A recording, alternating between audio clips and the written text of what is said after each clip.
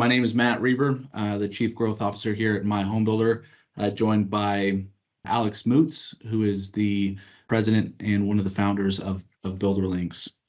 So wanted to give a brief background of who My Home Builder is and also an agenda of what we're going to be covering for roughly the next hour.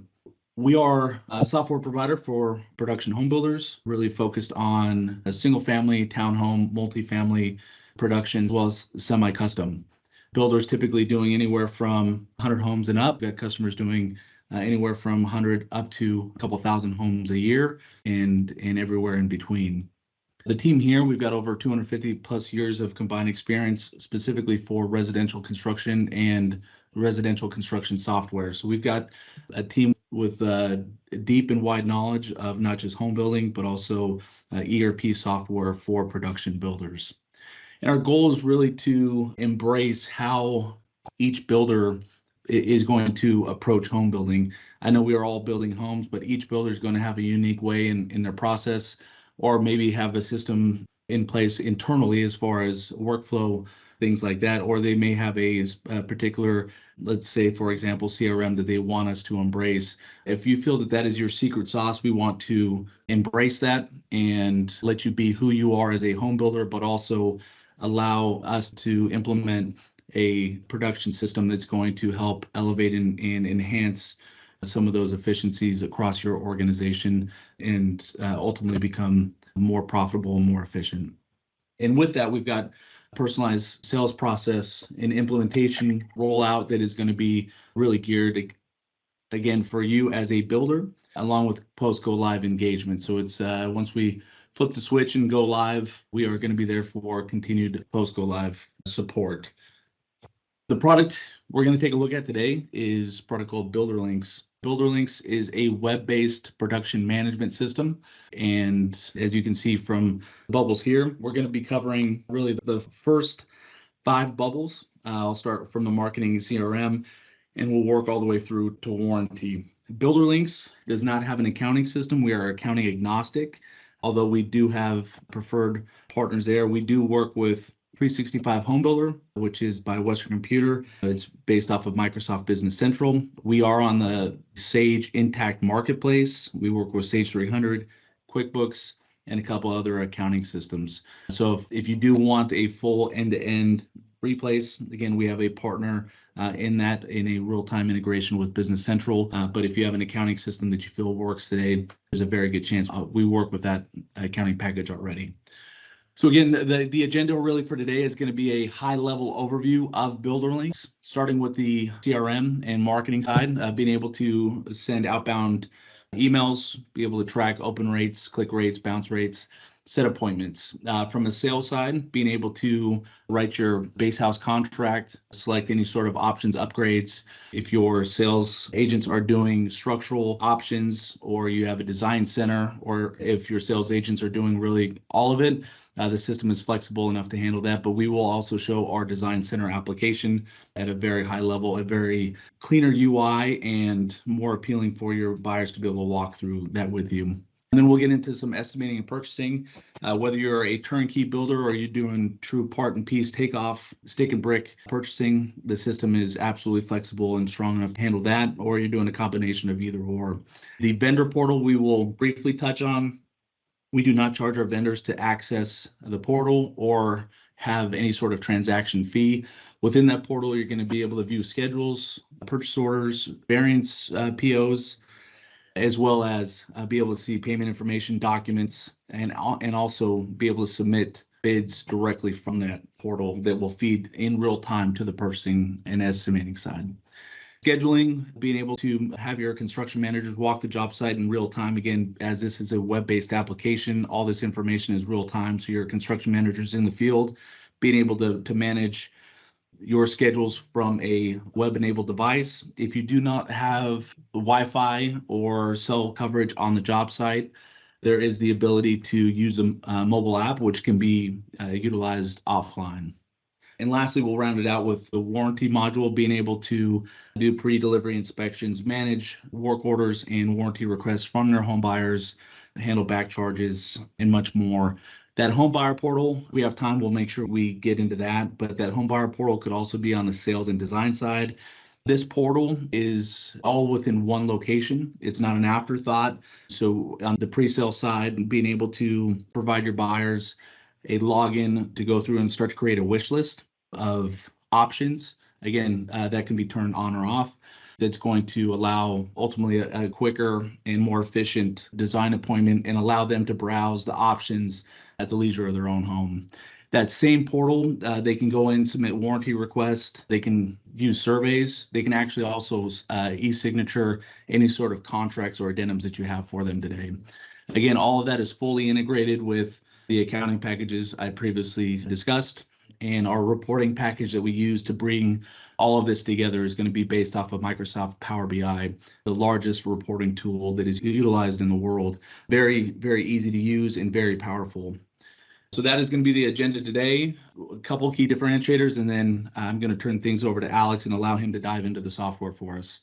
From an implementation standpoint, my home builder again is going to focus on the setup, but also end user adoption for better ROI for builders. End-to-end implementation is typically about 6 months, depending on obviously size of the builder. There's a lot of variances there, but an average implementation for us is going to be about 6 months. We do help with some of the data conversion to help, again, get the product up and running for our builders to be able to have a quicker ROI on the software. We do offer weekday support as well as after hours and weekend sales support. We know a lot of sales contracts are written over the weekend. I don't know if very many other vendors out there have that weekend sales support, and that's something that we want to make sure we have your sales agents have the option to be able to call us, email us, or submit a ticket if there's something that they need from us. Again, the product is fully web-based from end to end, all in one system. You don't need extra modules or bring in any other system. Everything is going to be, again, pulling from one centralized database in one location. No need for server hardware, thin client install, remote desktop, anything like that. You simply need a web browser and off you go. We do have ongoing updates and enhancements of the support that is truly driven by the feedback of the builders. Those enhancements are ongoing with quarterly updates to follow. That's all I have for the overview of my home builder, and I'm going to turn things over to Alex to have us walk through the Builder Lynx application. Okay, very good. Thanks, Matt. Okay, so I'm just going to use one PowerPoint slide just as a roadmap here, but we're going to basically walk through this path of the major modules or components in Builder Lynx and go from there. So I'm going to start off on the initial stages in what we call the CRM components within Builder Lynx. So if you're a home builder, you'll have a website similar to this builder here. They've got projects or communities that they're listing on their website, and typical registration forms that they've got on their website are basically set up and integrated into Builder Lynx, so that when the visitor to the website completes this form and they go down to the bottom here and hit the submit button, that's going to send that registration information into Builder Lynx, and we'll be able to track and manage it from there. So we would work with your web team to get that information or those integration points set up for the registration forms. And there's many other different ways to collect registration data as well. That's certainly the main one though. And then from there, basically the registration forms that are filled in flow back into the Builder Lynx system, and you're able to then go and track those on the individual registration card. So I'm looking at my registration card here. I've got my name and my contact information you can see identified in here, and then various other sets of marketing information and other details about me as a registrant are over on the right side then in here as well. Okay, so the salesperson or the sales team or your marketing team, whoever is doing the tracking and the follow-up for this, will be able to go into the registration card, and wherever they move their mouse around and see the green background, they can click on that particular field and open that field, go and adjust basically the value of it. And just give you an example of how kind of quick and easy it can be to update information in Builder Lynx is, click in, make your change, and away you go on making those updates as you're kind of clicking around. Okay, so there you can see I changed the value here to signage, and similarly I could go and put in my cell phone number. And if I want to, I can go and add notes while I'm doing this basically. So, Alex is interested in a whatever it is kind of thing. So that would be the notes that your sales or your internet sales agents would be making on the actual registration cards as they're doing their work. You can see every time I make a note, it's date and time stamped, and the user that's made the note is identified in here then as well. And that's basically one of your registration cards. And in the system, you can see we've got a dashboard here at the overall community level where there's 3,900 people that have registered through the website. That I am one of those, or this other registrant that we're looking at on this other tab is one of those, and then a breakdown of kind of where all the other registrants are coming from. And there's a whole bunch of other dashboards we can kind of turn on or enable depending on your particular requirements for the viewing of the information. Okay. Down at the bottom here, this is where we get into basically the mass email and the marketing campaigns for the actual prospects. So there's lots of different ways to set this up. I'm just going to show you a couple of quick examples in here of the marketing campaigns. So this is a message that goes out as a internal communication to notify your sales team about a new registration. So not terribly exciting, but just information of what did this prospect actually register with on the website. That email goes to your marketing team or your sales team. They click the link that would take them then basically to this page in the system. And then your sales and marketing team starts to go and follow up, either call or email that particular prospect or registrant and add notes or date status or whatever the case may be. That's part of their overall sales process. Their message that would be sent out would be a message to the registrant themselves. So you're on the list, thank you for registering, etc. You as the builder would customize the content for what's going to be in this actual message itself. And then that gets sent out to the system, from the system to the actual registrants. So this would have been delivered to this email address, alex-2022, etc., for the particular registrant. Okay. If we go back a level here to the actual campaign message itself, this will be where we have the overall details about who it's being sent by and the other setup information. But really more importantly is you want to be tracking the activity on that campaign over time then as well, right? So we want to see that we've sent this out to 4,800 people. How many times was the email actually delivered? You know, how many bounce backs did we have? What was the view rate and the email not available rate? So you can see in this case, they've got a 76% open rate on their emails, which is actually pretty high or really high relative to general email marketing on the internet for a lot of different types of businesses. And then over on the right side here, you can see there's an activity graph just tracking over time, basically the emails that are sent and how many and how often and what their open rate is and things like that. So lots of good tracking and activity monitoring within the system then as well for the marketing campaigns and all of that information you're tracking on the registrants then as well. Within the system, you can see in here, we've got our campaign list. So you're able to set up various types of campaigns. I'm just going to go and look at one here that we've got for our priority preview event. So again, this would be more content that you guys would have the ability to go in and modify or review and adjust as part of your marketing process. So this content is all just basically tracked and managed through an editor that you can see here has all of the normal kind of tools for bolding and underlining and different colors and highlighting and all that kind of stuff. And obviously that's all generating behind the scenes, it's generating an HTML email. If you're familiar with it or your marketing company is familiar with it, they obviously can work directly in the HTML then as well. Okay, so that's the kind of content that you'd be setting up and then processing it through the system to send out the actual marketing messages. Same kind of concept in this case. This one was sent out in one bulk email to 1,300 people. You see the activity graph here is much different because it was just sent out all at once and there was nothing significant anyways, additional open rates or anything like that on this email on the long-term basis. Okay, so that's a little bit about the CRM and marketing components within the BuilderLink system. A lot of our clients use a system to send out literally, thousands of emails per week, whether they're setting up drip campaigns of like one day after the registrant calls, then they send out an email and 5 days they do something else, etc. You can set up all those types of schedules, or alternatively, if you're just sending out kind of bulk emails like we were looking at for the other ones related to grand opening or something like that, then instead. Okay, so that's kind of the early stages of the CRM and marketing within the BuilderLink system. To switch gears, we're going to go and look at basically what we call the digital sales office and go through the process related to actually selling a home. So in BuilderLinks, we use an application we call the digital sales office, which you can see in here. This is all being driven by the single backend BuilderLink system. There's only one database. There's only one record of prospects or purchasers or whatever, and we're sharing it and kind of reusing it and repurposing it for different purposes within the overall system. In this case, there's a content management system that's used to track and manage our digital sales processes then. So the application is organized with a bunch of tabs across the bottom, and this is completely customizable. The color scheme is customizable. The branding and the styling and all that is customizable to exactly how you guys want your project to be presented. But the builder sets up the various kind of content information sections. You can see this is our model browser. So we've got the ability to kind of pan around and look at details of a particular plan. We can see inventory information on the right side, and I don't have it turned on in here, but if there was pricing information turned on, then that would be in here then as well. Okay. And you've got obviously site plan or suite location information in here. So you can see at the moment, all of these ones are color coded red, other than there's one unit down here, which is unit 709 is still available. We're going to get to selling that in a minute here. But then on the other tabs, you can see you guys have the ability to kind of set up and present content related to your community, your builder story, your team story, whatever content you want to provide to your purchasers or to your sales and marketing team. You have building renderings or community renderings and things like that, and then various other details related to, process and FAQ questions, your standard feature list about the home, their spec level, and things like that is all available in here as well. And the content management system gives you the ability to go and track and manage and update this stuff on an ongoing basis as you need to then as well. Okay. That's the overall tool itself. Now, at some point, as the sales agent working with the actual prospective buyer or purchaser, and they're going to be at the point where they're ready to make an agreement or start their contract writing process.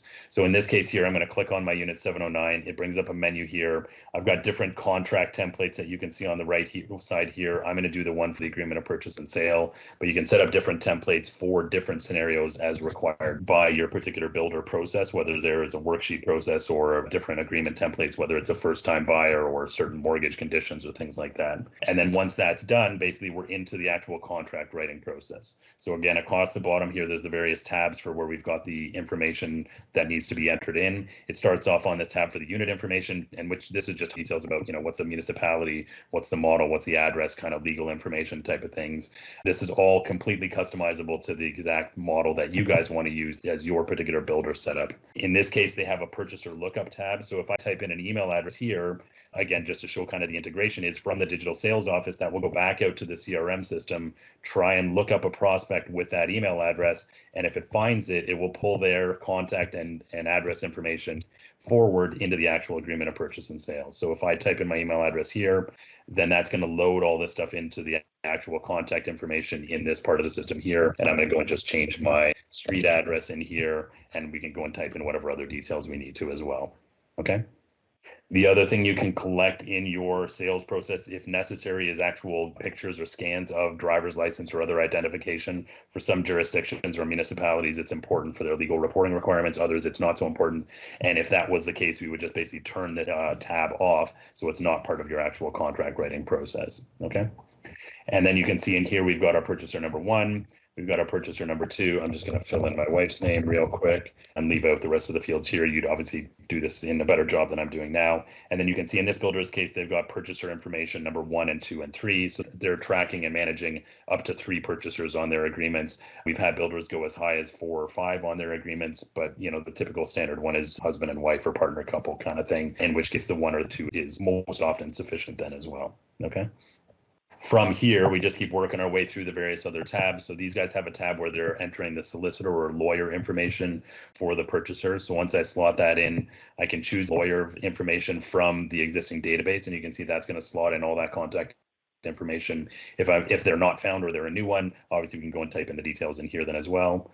There's a tab here for pricing information, so not terribly exciting on this demo system that we're looking at here, but basically where you just have the purchase price. You can go and extend this with other details for lot premiums and lookouts and other information related to options or upgrades that you're going to sell at the time of sale. I don't have that turned on in this one, but that would be available for you then as well. And then this builder has a setup where they're doing the tracking of all of their deposits that are due as part of the sales writing process. So what's our deposit 6? What's the deposit 6 due date, et cetera, et cetera. You can go and track and manage all those details in here. That'll eventually show up on your agreement. Tarion is the local warranty provider in this particular case. So if you have other additional schedules that are important, there's any number of tabs can be turned on or enabled in here to collect the various information for your contract writing process. Okay. And then we work our way over here to purchaser signatures. So if I'm ready to sign, we're going to be presented with a preview of the actual agreement. So we can scroll through this. You can see where our signatures are going to be required in a minute or two, but we can scroll through this as the purchaser working with the sales agent and see all of the various details that are part of this actual agreement of purchase and sale. You can see the system can insert the floor plans and site plan information as part of the agreement, and all the various other details are in here then as well. Okay. Now, working with the purchaser, if we're working using a tablet device, basically we can go and sign the actual document, and we can just click on the button to sign, and on the tablet itself, we can go and enter in our signature. Okay, so that's one easy way to be able to do that. We'll see here now that the system has dropped in the signature directly onto the contract, and that is how quick and easy your digital signatures can be captured in the system. The other alternative is you can do a sign remote, and this works really well for a lot of our clients where they're doing remote sales processes. So this purchaser can scan this QR code with their phone.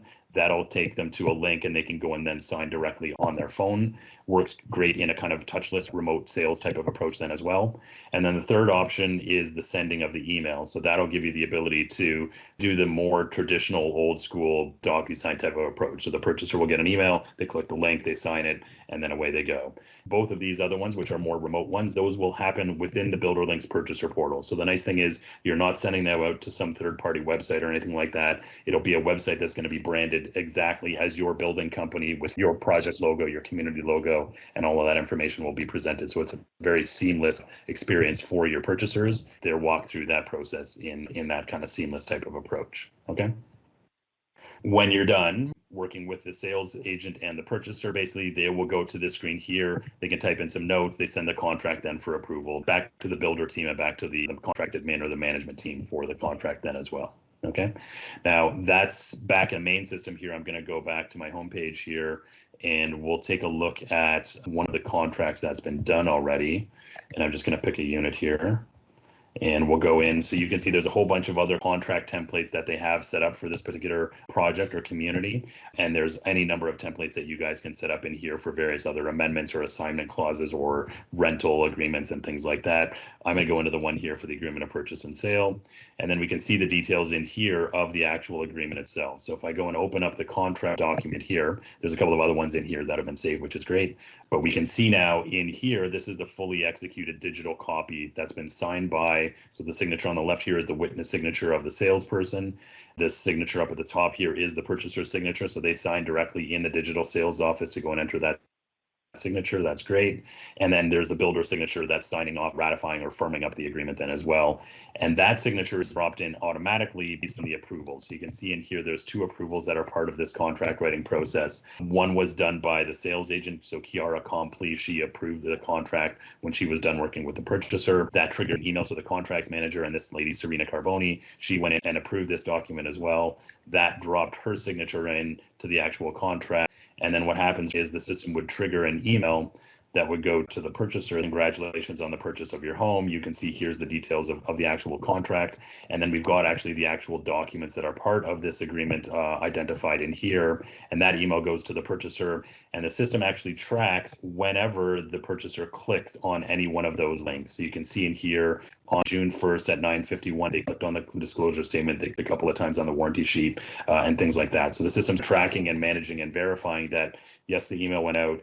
Yes, the purchaser has viewed it. Yes, they've actually, you can see right here that we're verifying that they viewed it. And yes, they are actually clicking on the links in the email then as well. Okay, so there's a lot of tracking and management that goes into all of this stuff to make sure that, you know, the documents are flowing appropriately. And BuilderLinks has a lot of really good tools to help you track and manage those details then as well. On our contract, that's the details of the contract itself. You can see in this section here, there's all of the schedules that are part of the actual agreement. So every builder is going to have a different set of schedule, and every community typically also does as well, of what are all the schedules that are part of the contract. So that's identified for you in here. And obviously behind the scenes, there's kind of setup and management tools that allow you to go and track and update all of that stuff on an ongoing basis then as well. You can see in this section here, we're capturing the deposit information. So each one of the deposits, what's the status of it, what's the dollar amount, due dates, and all of that. And you can see the builder is actually using the image and the contact management system within BuilderLinks to go and upload scans of all of the relevant documents. And they use BuilderLinks basically to track and manage and centralize that all in one place, basically. Okay. So that's a little bit of the contract writing process within the BuilderLinks system and the digital sales office tool, and a little bit related to the agreement purchase and sale, essentially on the sales inside of things as well. I'm going to shift gears a little bit and look at the decor, colors, and extras, the design center side of things. Now, in some builders' cases, this department's design is basically separate from the sales team. And in other builder cases, it's very one and the same kind of team. just depends on the builder's scenario or the builder's setup in terms of how they're tracking and managing that. But I'll show you basically how that can be done in the BuilderLink system. So you can see at the top here, I'm logged into the test lot 19 into the Design Center tool. And here you can see at the moment I've spent a whole bunch of money on essentially design and upgrades within my home. And we call this tool basically the Visual Design Center tool. So this gives your purchasers a very, very visual tool to be able to walk through, browse the catalog, make selections and all that kind of thing within their particular home that they're working in. So you can see at the moment here, this is within my kitchen section. I can go in here and start to browse through the various other locations or types of choices that I'm going to be making within my particular home, right? So for the countertop section, I've got a selection for the material. I've got a selection for the edge. Once I get into the details of this, go in here and start to see the actual individual finishes. So let's see if I can go and see some other selections, right? And we can go and see basically the full catalog of all of the other options or upgrades that are available within this particular portion of the catalog, okay? And working with the design consultant and the purchasers working together, the home buyers working together, they would make these selections and basically be filling out the actual information in the main overall system then as well. Okay, so that's your Visual Design Center system. Behind the scenes, this is all going into the same place within BuilderLink. So it's tracking and managing this, and it's all going into the main system so that we have basically these selections available. The next part of the process, which ultimately is going to be more on our contracts and purchasing side of things then as well. Okay, so that's a little bit about the Visual Design Center tool. It can be used in a number of different ways. So it can be used obviously by the design center consultant working in person with the home buyer or the purchaser, and they can be doing their appointment on a laptop like this in the design center, looking at physical samples, but also browsing the catalog through here and making various choices and things like that as well. And then alternatively, it can be, or in addition, it can also be used and integrated into the BuilderLink's purchaser portal here. So for example, once your purchaser buys a home and they firm up their deal, send them a link to the purchaser portal, and they would have access to this tool to be able to go and browse through the catalog and make selections if you want to, or depending on how you want to have it set up, either make real selections or wish list selections, or just browse depending on what type of access you want to give them the ability to have within the overall system then. Okay. So that's the Visual Design Studio tool. We're very happy with how this has been received by our clients. It's been a great upgrade for presenting a very marketing-friendly, brochure-like type of approach for making the actual design selections and all that within the homes themselves. Okay, so that's a little bit about the decor, design, colors, and extras part of the process. Again, the nice part about this is it's all working from the same BuilderLink's data. So the underlying data that's driving all of this in the Design Center tool is really coming from your purchasing team, that they're setting up their base contracts and all of that. So they're the ones that are determining, you know, what cabinets are going to be available within the actual cabinet section of the process here then as well, and things like that, whether it's in the cabinet section or in the countertop section or whatever the case may be then as well. So they're determining what products are available within, let's say, the laminate tops here, and we've got the various laminate tops. This is determined by purchasing, and that information is now repurposed into the Visual Design Center tool for use by the rest of your team on the design side of things. Okay. So with that, I'm going to switch gears a little bit and talk through just quickly estimating and purchasing information then as well. So in BuilderLinks, there's a bunch of different ways to do this, but we're going to look here at the estimate information on a very kind of part and piece or stick and brick type of approach for what one of our particular home builders does. So they basically, on a given job, and this will be estimated or set up on the plan basis earlier on, but I'm going to look at it at the job level at this point. They'll basically go and set up a set of job type cost codes for the purchasing work that they want to do within a particular home. Okay, I'm going to go forward a screen here, and we're going to look at basically the individual line items. And in this particular builder's case, you can see there's 500 line items on here. So they're basically their base contract estimate for the overall build for a home is comprised of about 500 line items. So you can see in here, they've got a part and piece breakdown for every one of the details related to their footing labor. They've got another part and piece breakdown for all of their foundation material block, and similarly for labor. On and on it goes. You can see all of their wall framing details are in here and things like that then as well. Okay, so within the details here, your team has the ability to go and specify, and I'm just going to pick one here. For example, in the 3430 cost code for the slab concrete labor, you can see we've got a supplier or a trade identified who's going to be responsible for doing this actual work. You can see we've got dollar amount associated with this. So this would basically be their contracted cost amount. And then over on the right side here, we've got the details related to the extended cost, obviously, and then the details related to the actual purchasing that's been done for this as well. So So anywhere where you see a purchase order number showing up in this column here and a dollar amount is where the purchasing has been done already.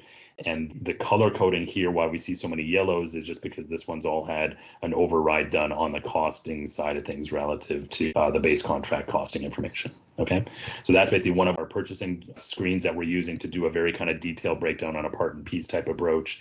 But if you're a more kind of lump sum type of builder, there's definitely lots of features in Builder Lynx for that as well. And I'm going to shift gears in a second and show some of that. But let's just take a look at one of the POs that's generated for this then as well. So at the top here, you can see I've got purchase order 2464260. It's about my lot 55. It's going to this company called Lee Masonry Products. My job site information is at the top right here. Down in this section here is all the details of what we're actually doing for the ordering for this particular discipline or cost code within the overall build of this home. So these are all my line items in here. This is all pulled forward from my estimate into actual purchasing documents now. You can see we've got the details related or tied in with our actual construction schedule. So you can see this is tied to the drop block task on our construction schedule. That task was marked off as complete as of December 6th, a month or a couple months ago, just at the end of last year, basically. And then we've got our actual quantities and unit costs and extended pricing then calculated out for us on the right side here as well. Okay, so that's one of my POs. And on this tab here on my estimate review, we have 500 line items in here. That's going to probably get condensed down into, I'm going to say, a couple hundred POs for the actual purchasing for this particular home. And each one of those POs then will have a bunch of line items on them for the particular order, the detailed ordering for each one of those as well. We can see down at the bottom here what's our total purchase cost and what's our total basically kind of budgeted cost or estimated cost then is available for us as well on the overall estimate report that we're looking at here. Okay. That's kind of a high level overview of the estimate side of things and how that purchasing process goes. I'm going to just shift gears a little bit onto a more kind of lump sum type of approach for some of our builders. And there's definitely different ways to do this, but for some of them, it's more important to be able to kind of process these things on a lump sum type of basis. So we'll just take a look at this approach type as well. And certainly you can do a mix of this as well. So if you have some of your disciplines, HVAC, for example, or electrical that you're doing on more of a lump sum type of basis, then you can set it up that way for some of the project or some of the jobs. And then you can do a more detailed part and piece breakdown on some of the other ones then as well. So from here, what we'll see basically is the details related to the part and piece side of things then. So contract standards in the Builder Lynx system will show us a report for all of my contract standards. Let me just order this a little differently, let's say by cost code. Okay, so looking at it by cost code, there's my different cost codes for each one of my sections, and then I've got the details within there of what I need to order for the actual home itself. So I'm going to go down to HVAC. Okay, right in here. So I've got my cost code 4441 for heating for the HVAC system. So this would be just a lump sum contracted price that we're doing for the HVAC in this particular case. Kind of different than the other more detailed part and piece breakdown, but the same kind of concepts apply. Down at the bottom here, we've got basically our what we call supplier customizations. And these are basically where we are capturing the pricing information for each one of our details then as well. So we've got initially in the project set up what we call a base budget item. And this would be basically like our initial kind of pro forma or marketing or sales budget type of costing information. So this is broken down. You can see on a per plan basis, what was the base budget cost? You see down the right side here of what did we expect each one of these plans to cost in our budgeting processes. Okay. Now, eventually they came along and they extended that information. So let me just close that. They extended that information with 3 different suppliers that you can see in here. So National Air Confederation and Area Comfort Systems were 3 suppliers that were in the Builder Lynx bidding and tendering process, where the purchasing team over here sent out emails to negotiate with the suppliers and trades through the Builder Lynx supplier portal to go and collect that pricing information. Okay, so imagine this type of approach where you go and create those 3 customizations, you check off the box, you go here and you say, I want to send out all 3 of these as out for bid. That'll trigger 3 emails that goes out to those suppliers and trades. They will log into the supplier portal and enter their pricing information. I'm not going to go into the supplier portal for today's purposes, but basically what they do or what they see is a screen that looks similar to this kind of grid right in here. So they'll see a screen where they've got access to all of the different pricing characteristics, whether this is done on a per plan basis or a per unit takeoff basis or whatever the case may be. And they can then go in and enter in their dollar amounts on each one of those as needed for their pricing information. Okay. They also have access, if you want, you can share with them the actual plan information or model information. So this is where they can see the details on each one of the plans, see the black line drawings if they need to, and you as the builder would have the ability to go and upload additional plans in here with where you go and add additional properties to this model. So you can upload the actual working drawings or the DWG files if you want to as well. Okay. Now, when that's done, basically what you as the builder wants to do in the purchasing department is basically compare the pricing information that's been received. So in this case here, I'm going to check the box to select each one of these. I'm going to click the button down here to go and do my cost comparison report. And we can see then on a per plan basis for my HVAC work in this particular project, Area Comfort Systems was quoting us these amounts. Okay, and we want to compare to National Air. What was the dollar amount for National Air? What was the dollar variance? What was the percentage variance? And then equivalently for Confederation, what was their dollar amounts and the variance amounts are calculations then as well. So a very, very easy 2 clicks of the button basically report that you can use to go and do your cost comparison calculations and be able to understand which supplier or trade is the most competitively priced, at least on that level. Okay. You can also run this report based on the actual sold models. So if we go and look at this again from the sales side of things, or using that sales information, you can see in here we've sold 10 of this Kingsway A elevation plan. So our total cost is going to be $12,000 for that particular product. And then we can see down at the bottom, basically our overall contracted cost for Area Comfort Systems across the whole project is going to be this amount, this $612,000, based on knowing that we've sold this many of each of those plans at this point in time. Okay, so very easy reports that you guys can generate, and we do a lot of work with our clients customizing the reports and setting them up in the setup and implementation and training process that Matt was talking about. I'm just going to show one overall kind of base contract on the job level here real quick and look at a couple of POs, and then we'll switch over to the construction side of things. On my particular job here, I'm just going to go and look at the one base contract. So this is a report that now basically takes the details about our particular 36-2 main C elevation plan. It has been sold on lot number 15, and we're looking now at our base contract information on this particular job or on this particular lot. So the same 50 or 60 base contract items are in here. If we look at the HVAC item, which is what we were looking at before, you can see what was our original budget was $8,900. We contracted with Area Comfort Systems in this case for $8,200.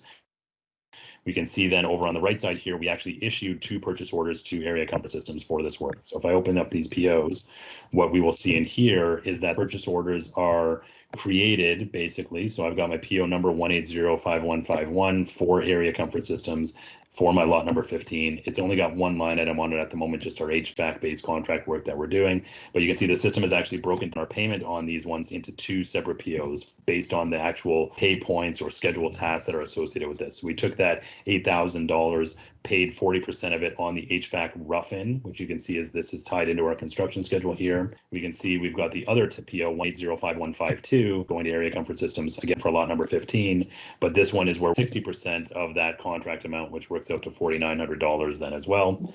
You can see we've got a total section down in here. We've got a holdback that we're tracking in here then as well.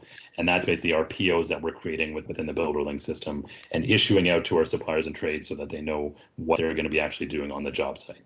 Okay, those POs are created by the purchasing team over here. They get issued out to the construction site and out to the suppliers and trades. They are sent out and available immediately then in the supplier portal as well.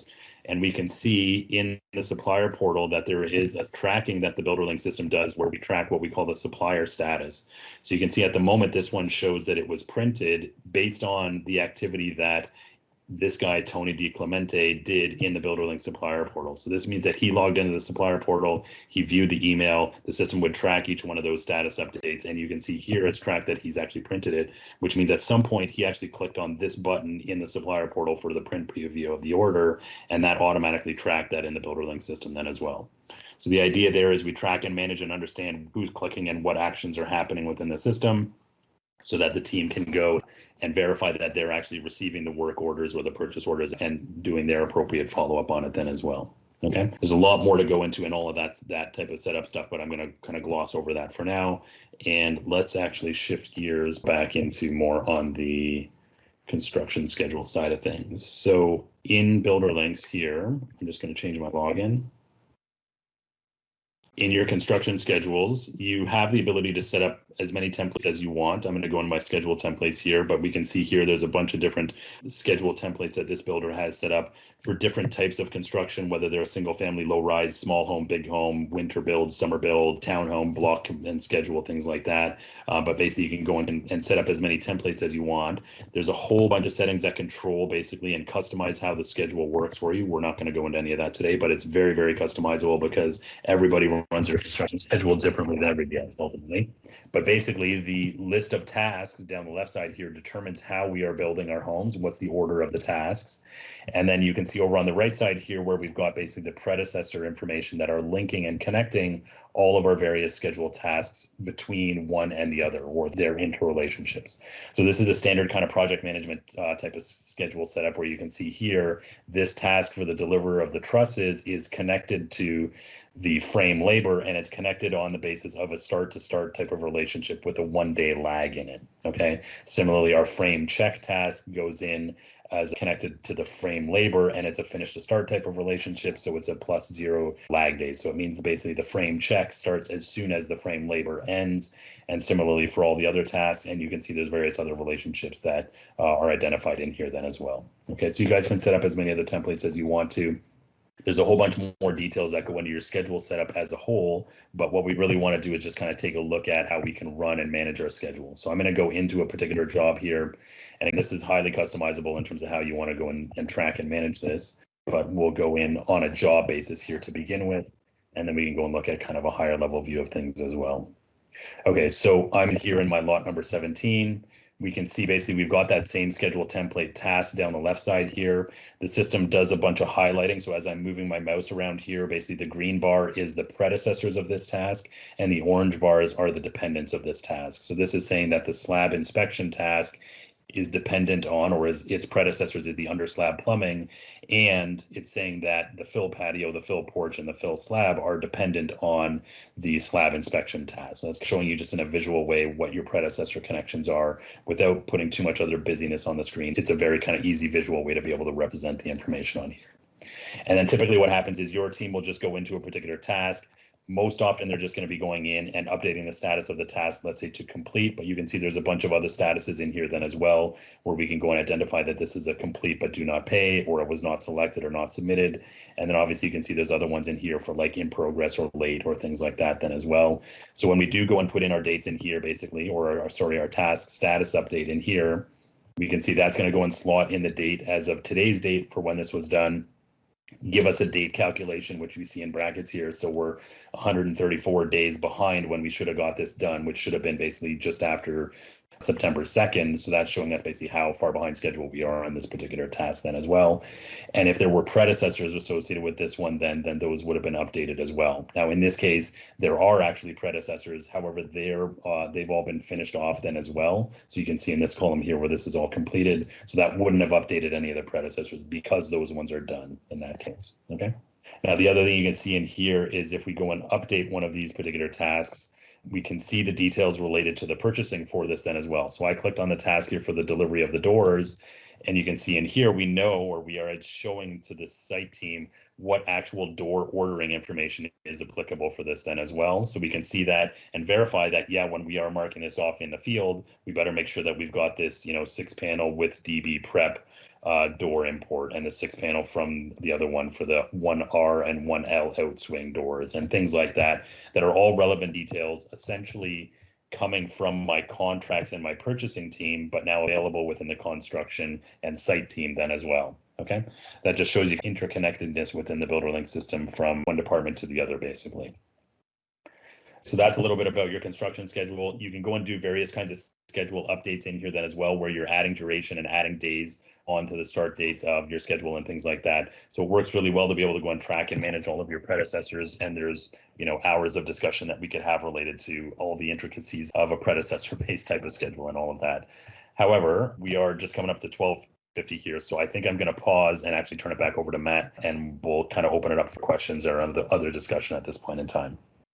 Excellent. Thank you, Alex. Kay, I think we had a handful of questions that came through. One of the first things that you were discussing was about the DSO, the sales office, and someone wanted to know how customizable those tabs are? You mentioned that there was sometimes up to 4 buyers. Are the rest of those tabs customizable? Yeah, some of our builders have, 4 or 5 tabs. That's sufficient for them. Others will have 8 or 10 or 15 if they really need to, for all of the various details that they want to have as part of their contract writing process. So yeah, it's 100% customizable, and it's been designed that way because every builder is doing somewhat different processes in their actual sales contract writing process. Okay, great. Can project managers place fill-in orders and extra purchase orders from the field? Good question. Yeah, so there is the ability. You can see over on the right side here where we've got our dashboard for our purchase orders, and you can see this builder is calling them variance purchase orders or VPOs. So you can see they have actually, and I'm not going to go through it for now, but you can go and create your VPO directly from here, and the site team can do this. There's a workflow and approval process, and purchasing limits and all that kind of thing that are tracked and managed within the system then as well. So that obviously you want to make sure that site is creating them, but not necessarily issuing them if they're over a certain dollar amount or things like that for the workflow and control process that the builder wants to have set up. The other nice thing you can do in here is you can go and distribute your POs so that you can go and have really accurate job costing tracking then as well, and you don't end up with like thousands of dollars of POs created just at kind of like the project level. So we got a really good tool in the system to be able to help and manage the distribution of costs into individual lots or jobs as well. But yeah. Okay, great. Somebody wanted to know about your mobile app for construction managers. I think this is one on adding photos and one on whether it can be used without internet. Okay, good question. So yeah, there is a Builder Lynx app. Basically, it works in what we call offline mode. So that means it will download the data onto your local device, your phone or your tablet.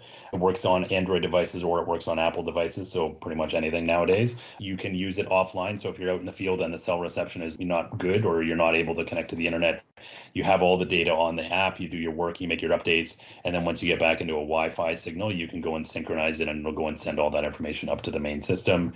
Part of that process definitely will be where you're taking pictures of deficiencies or as-built pictures or whatever the case may be, and those will then be loaded up into the system then as well. Okay. Good question. Is there a takeoff system that Builder Lynx can integrate with today? Okay, good question. Yeah, so Builder Lynx itself, like we're not an estimating system, but we take basically the estimate information that you would generate, let's say at a Plan Swift, or for some of our builders that they work in Pipeline, for example. So we can take those estimate outputs, basically a spreadsheet, an Excel file typically, and then use that as the basis for the estimate and import that. And that provides you with all of your quantities then that you are marrying up against a particular lot or job with purchasing information, and you can use that then to issue your purchase orders in a very kind of quick and easy type of approach then as well. Yeah, good question. All right, are there any more questions from the field? So what is the most commonly used accounting system, or do we have a preference? The most commonly used accounting system is the 365 Business Central with Western Computer. So it is Business Central written specifically for home builders. That's been, I'm going to say, one of the more popular accounting packages. But again, we do have a handful of builders using all different types from Sage and QuickBooks, but I would say the most popular is definitely going to be the Microsoft side of things for accounting. Can I jump in on that one a little bit? So our builders that buy Microsoft accounting systems, they're, the comment that I hear regularly is like, it's the last accounting system that they'll ever buy. It's, supported by Microsoft. It's going to have a 50-year future or path forward with it, given Microsoft's scale in business software kind of world. So definitely I would agree